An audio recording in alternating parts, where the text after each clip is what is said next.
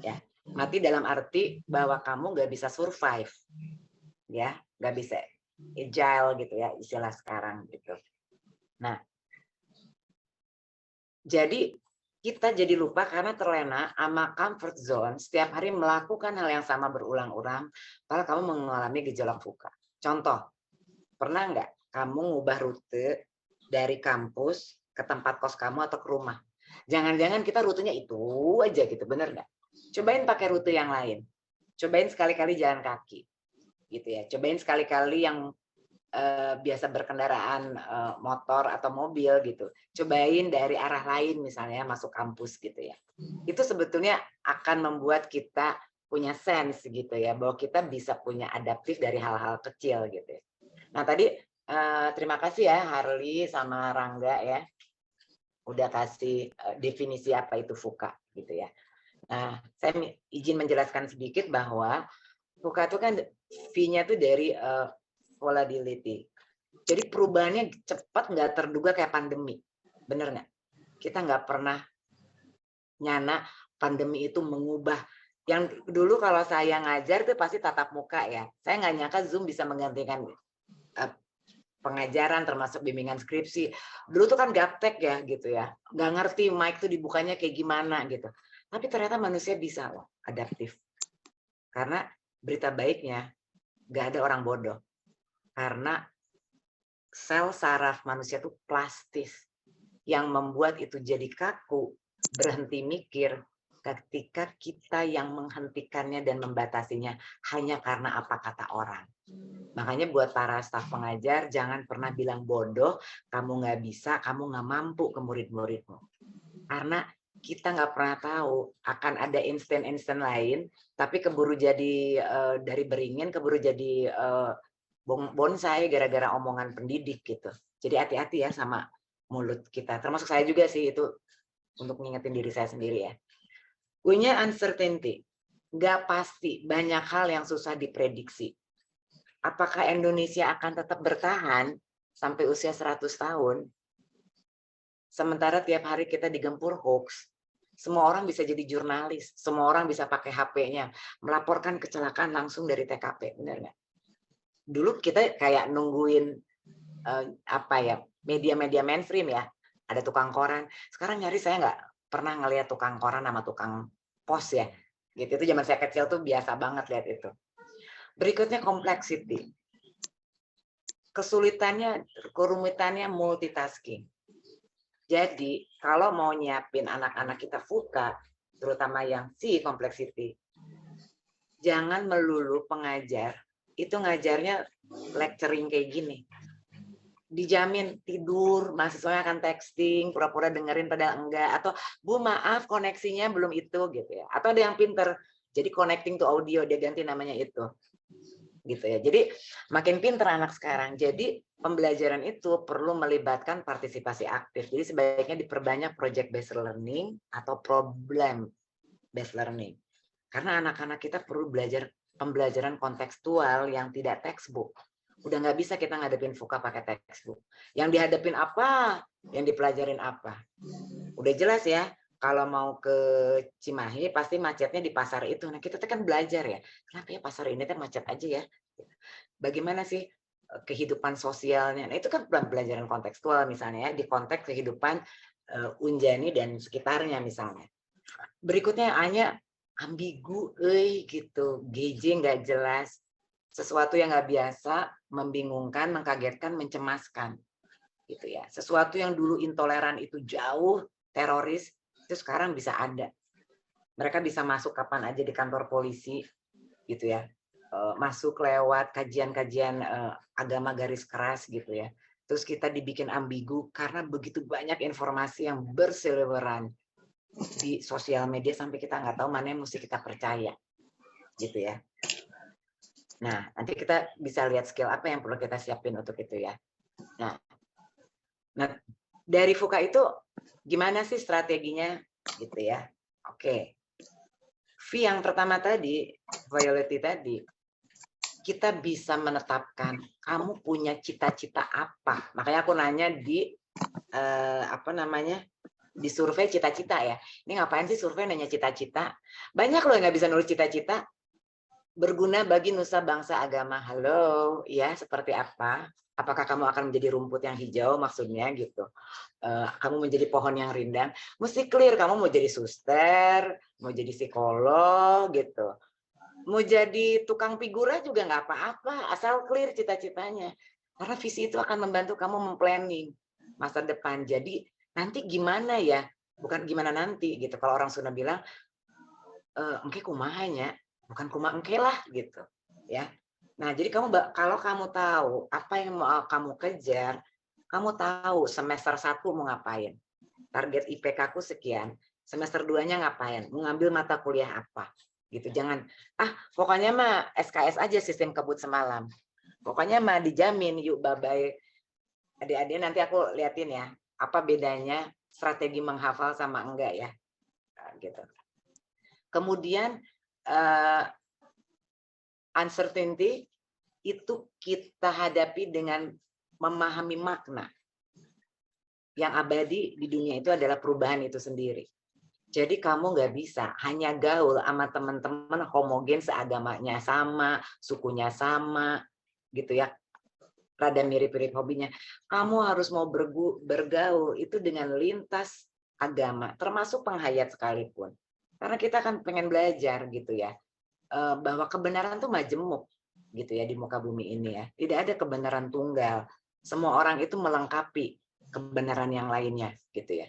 Jadi kita nggak baper sama kritikan, justru karena terbuka itu akan nambah banyak pemahaman kita, dan kita harus selalu rendah hati ya. Selalu ada titik blind spot, sepinter-pinternya orang, maka perlu diisi untuk belajar pada cara baru, hal baru dan orang baru yang mungkin lebih kreatif dari kita dalam menyelesaikan setiap persoalan gitu ya.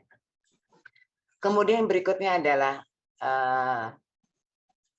complexity, kita hadapi dengan clarity, kejelasan. Dunia sekarang bukan kekurangan informasi, tapi justru karena banjir informasi, sehingga kita perlu mempersiapkan keterampilan soft skill-nya, memilih dan memilah informasi. Nggak semua bisa kita punya, maka kita harus punya keterampilan bagaimana memilih dan memilah informasi untuk menganalisis, agar kita clear pathway-nya dan keyakinan dengan peluang yang akan kita dapatkan gitu.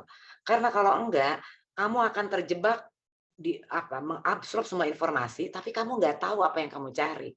Kayak kamu datang ke mall, jalan-jalan belanja mata, tapi kamu nggak tahu apa yang kamu cari. Karena kamu belum clear. Needs-mu apa sih?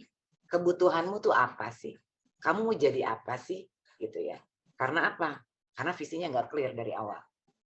Nah, berikutnya adalah ambigu nih, remang-remang, nggak jelas. Skill yang kita anggap tahun ini itu firm kita miliki, tahun depan mungkin nggak ada lagi. Kita udah mulai lihat ya, penjaga tol makin sedikit, udah mulai diganti mesin, betul nggak? Jadi kita harus prediksi, nanti jurusanku ini masih bisa nggak ya adaptif, masih bisa agile nggak ya, lincah nggak ya, merespon perubahan perkembangan zaman.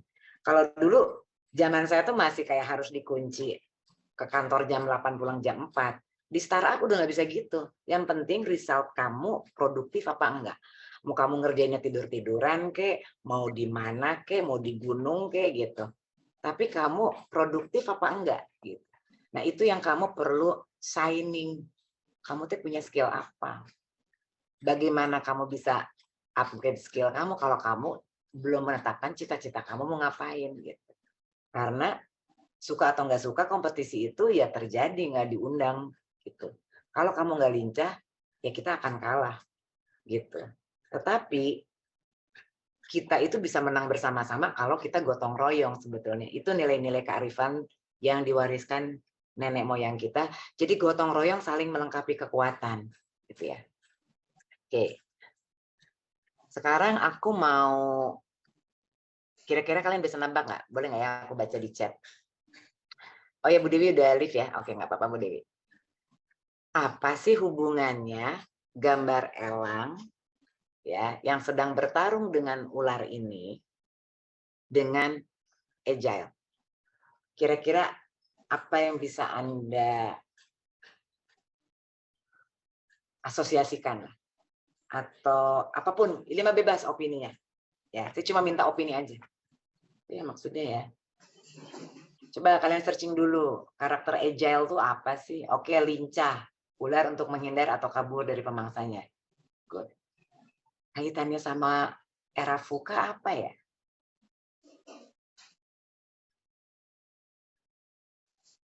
Oke, berarti agile lincah gitu. Lincahnya ngeles atau tarung nih, Cahyana. Ayo teman-teman yang lain bantu. Lincahnya apa nih? Lincah ngeles juga banyak loh orang yang pintar ngeles. Bener nggak? Tarung, keluar dari masalah. Bisa dua-duanya, Bu. Benar. Bisa tarung, bisa ngeles. Bisa ngelawan. Oke, kata Rangga, ibaratkan elang dan ular udah jadi rantai. Makanannya elang, si ular ngadepin lawan. Bertahan hidup. Harus bisa adaptasi dengan cepat. Oke. Bisa melawan. Oke, sekarang pertanyaan berikutnya. Kira-kira siapa yang menang nih? Dari gambar ini. Elang apa ular? Elang.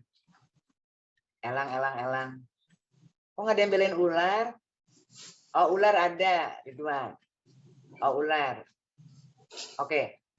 Tergantung. Oke.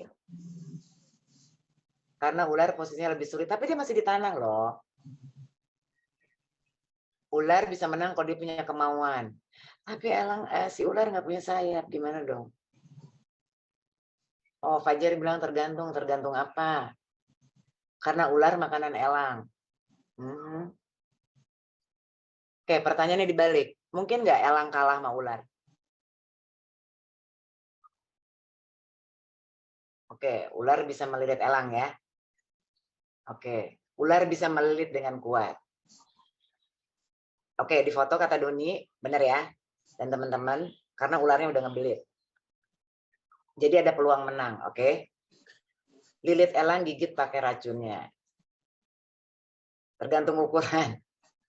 Oke. Ya, karena itu ular piton. Piton nggak sih? Nggak terlalu clear ya, itu piton atau bukan. Dua-duanya mati. It could be. Oke. Ular, satu-satu ya. Ya, kita coba bahas. Ular kobra. Elang, karena dia udah di bawah. Oh, win. Benar, kemungkinan elang mati. Ular sapi. Oh iya, kayaknya sih ular sapi, belang-belang. Sekarang kita lihat ya. Kita lihat gambarnya baik-baik. Ular itu akan mematikan lawan di tanah. Dia cepat, bisa apa ya, dengan tubuhnya itu ya, gitu ya, dengan jalan dengan perutnya gitu. Dan dia akan mematikan lawan.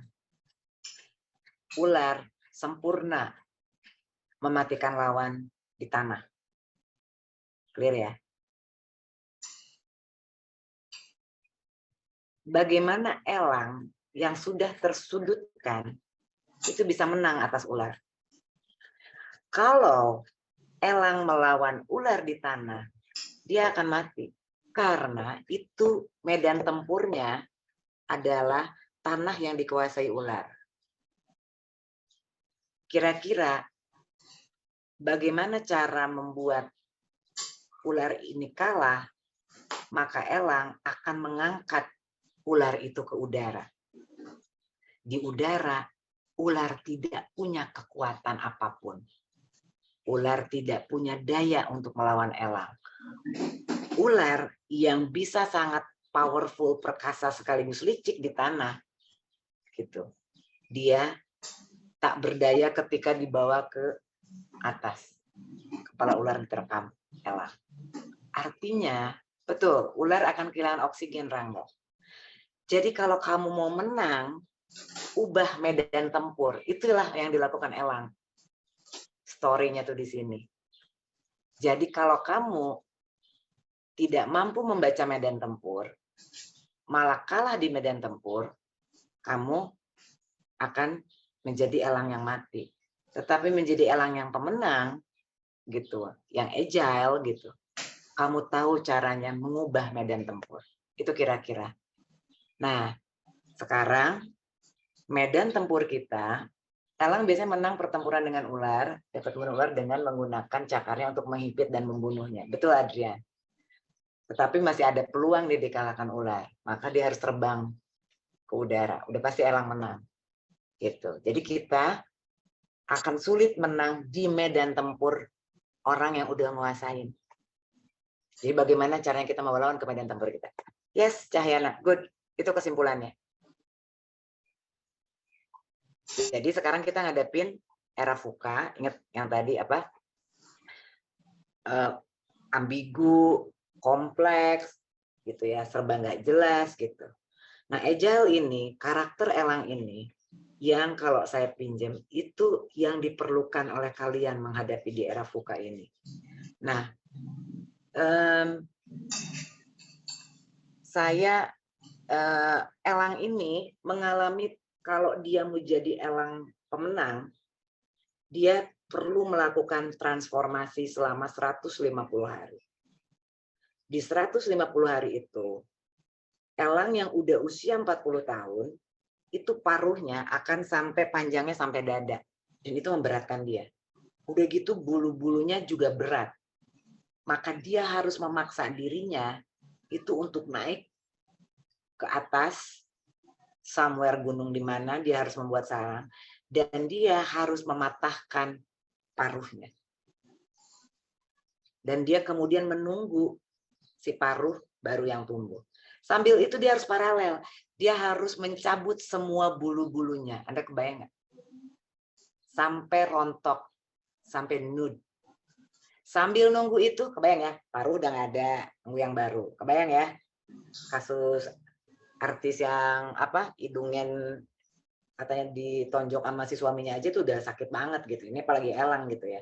Kemudian dia telanjang kedinginan, benar nggak? Udah rontok nih.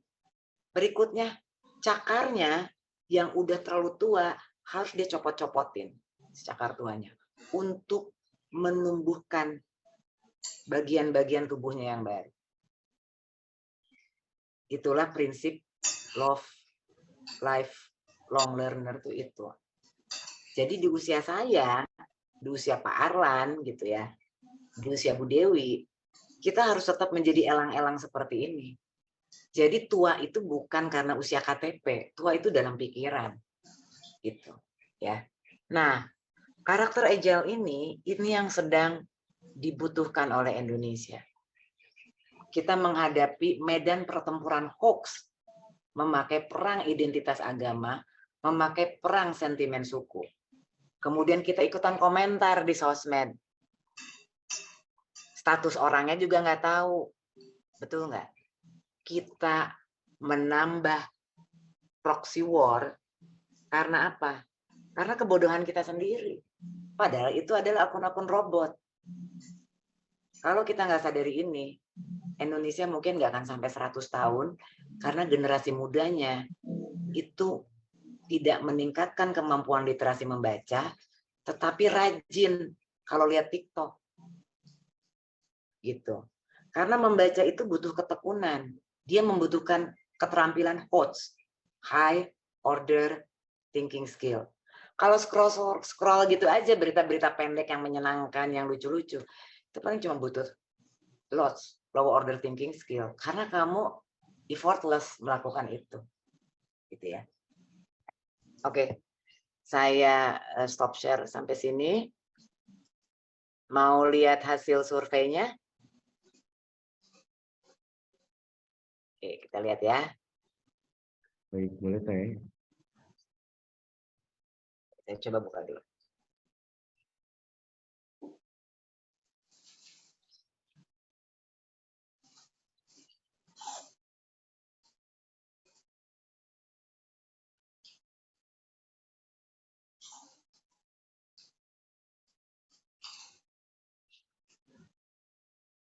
Oke, saya langsung ke hasil pertanyaan aja ya.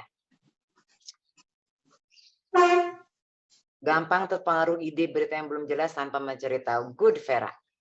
Benar. Jadi itu dipakai orang-orang yang ngerti bagaimana membakar emosi orang itu dengan agama tuh paling gampang.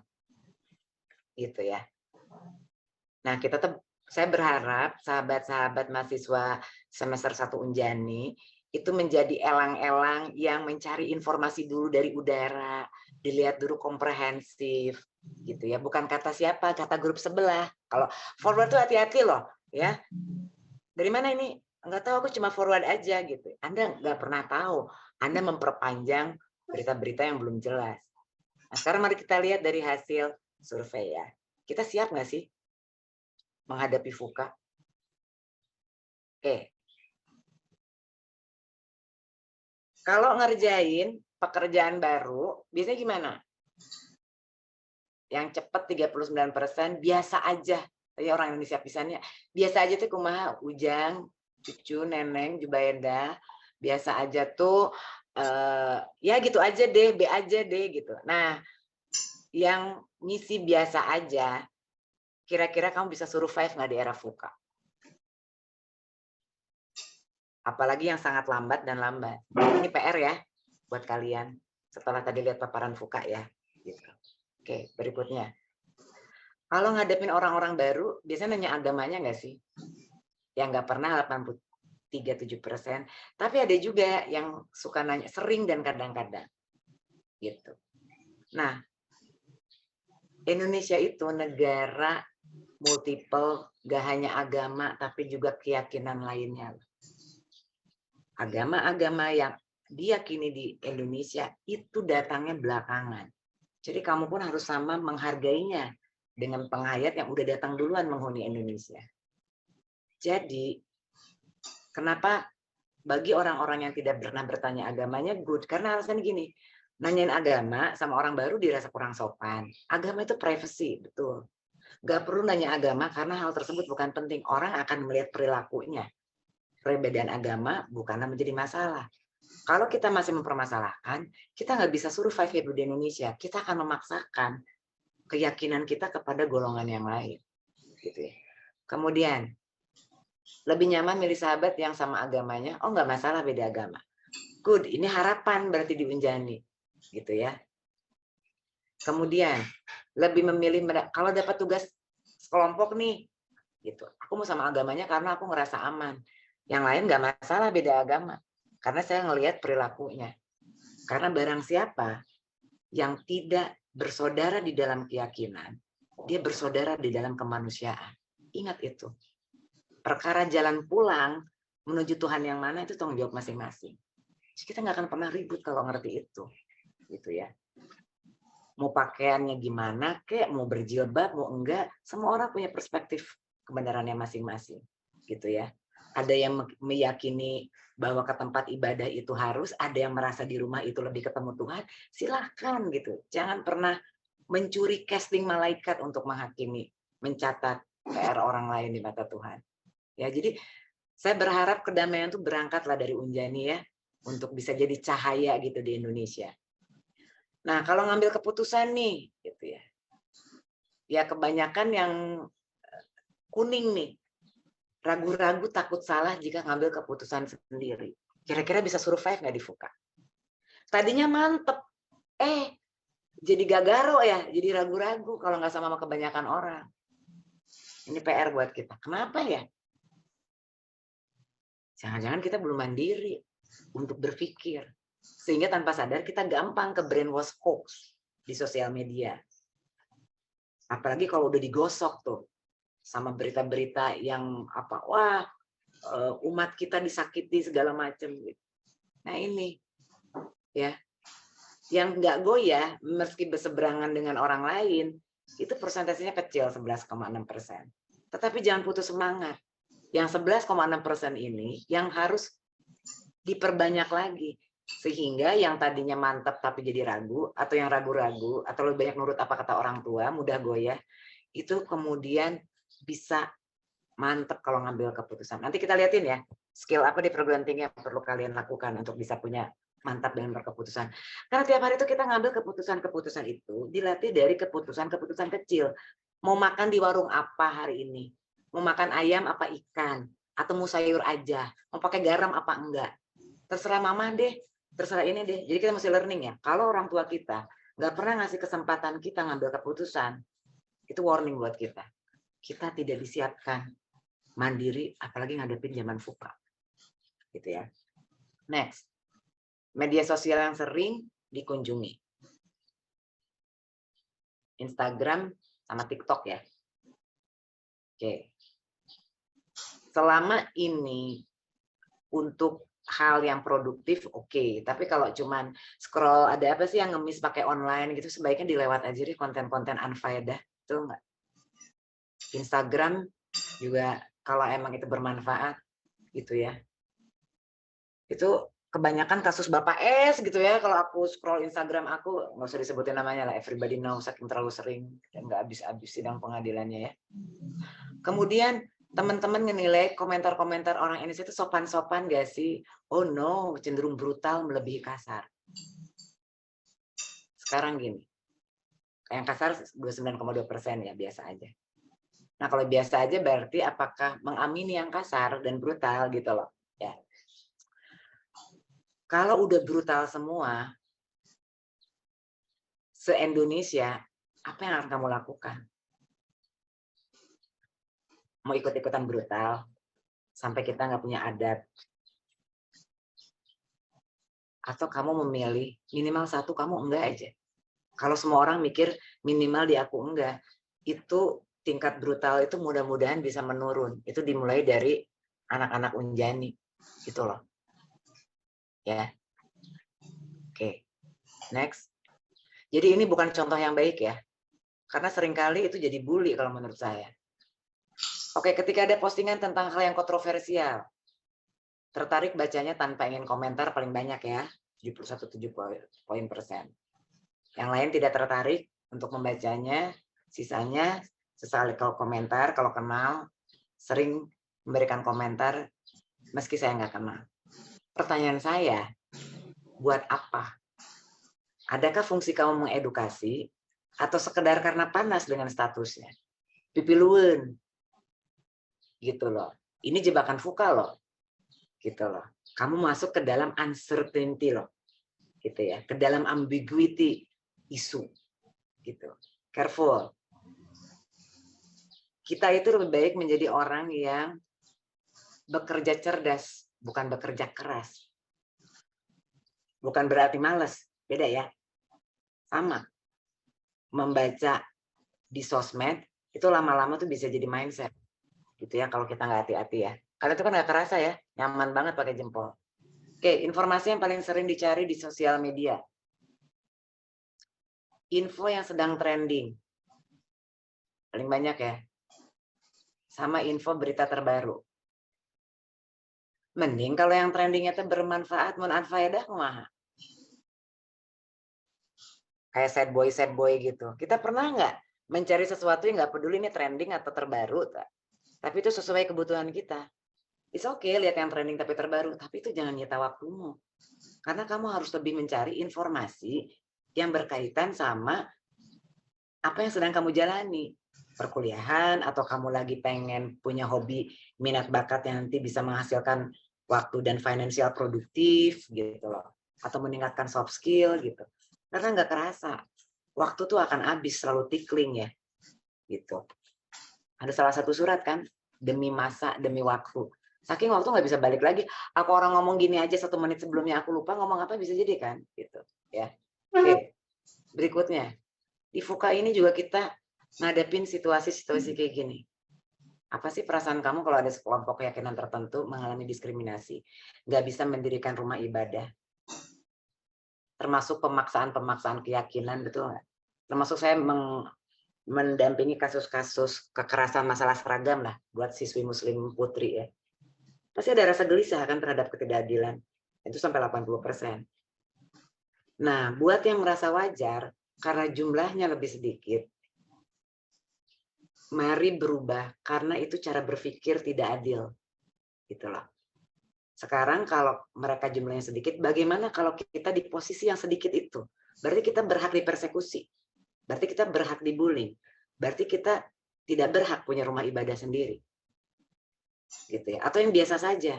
Kamu mau apatis, membiarkan gitu loh. Mau udah lihat negara-negara di Timur Tengah kerjanya perang terus. Karena dimulai dari orang yang berpikir biasa aja atau merasa wajar karena mereka jumlahnya lebih sedikit. Jadi nggak boleh ada istilah mayoritas minoritas sebenarnya. Satu orang itu berharga di Indonesia. Terlepas dia belong agama dan keyakinan dan suku yang mana. Ya, itu saudara-saudaramu loh.